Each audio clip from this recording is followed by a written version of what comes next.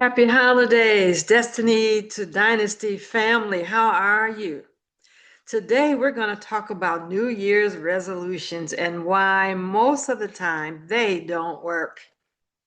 Because I'm hoping that you'll set some goals that you will be able to achieve. One of the reasons, so there are four reasons why I have that I'll share with you. Not that these are all reasons why New Year's resolutions don't work, but here are four. Number one, many times the New Year's resolutions are set in hope, not in a firm decision. I hope that I'm going to lose 50 pounds in 3 months. I hope that I'm going to move from broke to a millionaire, in this year. They're hopes. They're not decisions. So they're not realistic many times. They're not achievable or vague. I hope that this is going to be the year where I love more people. This is going to be the year where I'm kinder. Well, how do you measure that? How do you know at the end of the year whether that's something you have achieved? So sometimes the New Year's resolutions are flimsy in how they make it, and there's really more of a hope than a firm decision. Uh, so again, they're unrealistic, they're not measurable, and therefore they're not achievable. That's one of the reasons.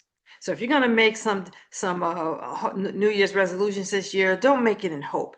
Make a firm, concrete decision on something that you're going to work for. And also, not you don't want to have 10. I have people that say they have, two for family, two for personal, two for business, two for their faith, two for, they have so many New Year's resolutions. How are you going to remember any of them? So it's better, I think, to pick a few and then make those few a firm decision. The second is that they have no strategy and plan. So I want to lose 50 pounds this year. How? I'm going to eat salads for the rest of the year. Now, how many of you know that's not achievable? Um, I'm going to, earn $1 million this year. How? God's just going to bless me. Uh, you need to have a strategy and a plan that you are put into place. And with your strategy and plan, the third one is no accountability. Sometimes that accountability will be a person. Somebody that you've made a promise to that you can talk to, and every now and then they'll say, well, how are you doing on achieving that goal? How are you doing on a mentor who can help you to see how you're working on achieving that goal. Other times, you can just set some things in place. For example, if my goal is to earn $100,000 this year, then okay, so where should you be in 3 months to know that you're moving toward accomplishing that goal? Where should you be in 6 months? Where should you be in 9 months?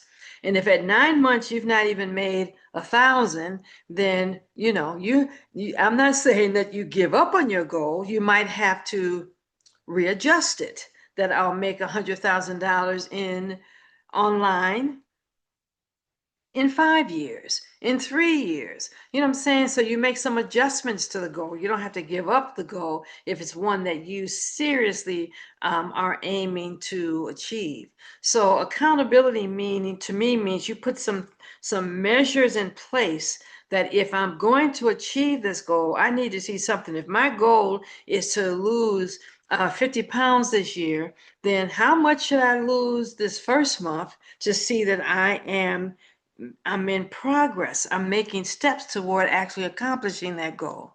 So it needs to be a firm decision.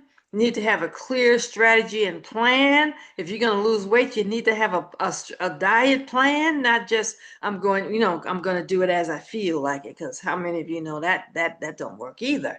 You need to have a strategy and accountability, some way that you can measure whether or not you are moving toward accomplishing that goal and having a person a mentor, a friend, somebody that will hold you accountable and ask you from time to time how you're doing. And then the fourth thing for me, and that is my faith. And you guys know how important my faith is for me. The word says that I can do nothing without God. And believe me, I discovered that this is absolutely true. And I do not try to do anything without Him, His wisdom, His direction, and His help.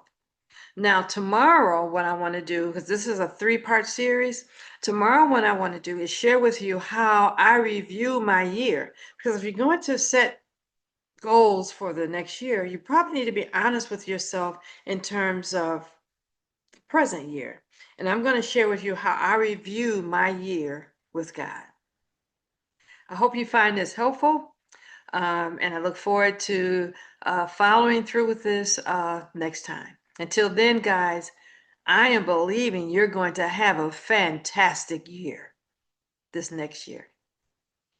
Till then, be blessed.